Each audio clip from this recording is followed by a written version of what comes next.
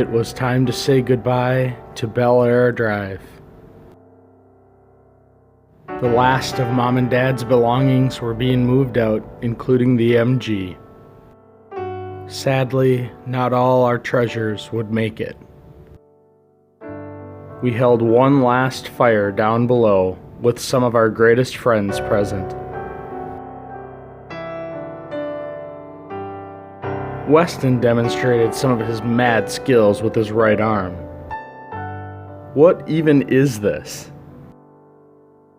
The only kid I know that can dress like this and still pick up women. I transported our old cast iron stove up to Deer Camp, its final resting place, after being used to heat homes since the 1890s.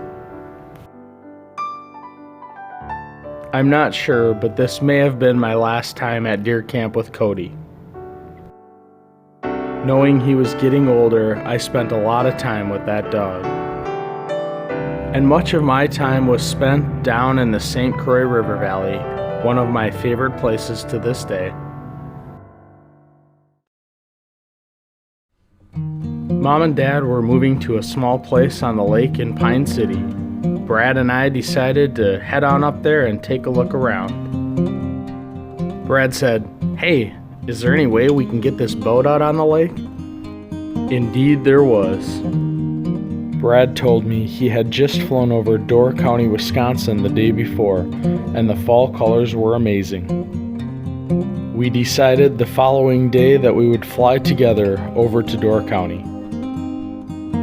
I plotted a course direct to Ephraim, Wisconsin, and we headed out early the next morning. We would be flying a Beechcraft Duchess. We headed out over Green Bay and out across the open water in search of Door County. This day would continue to become the most beautiful scenery I had ever seen from an airplane.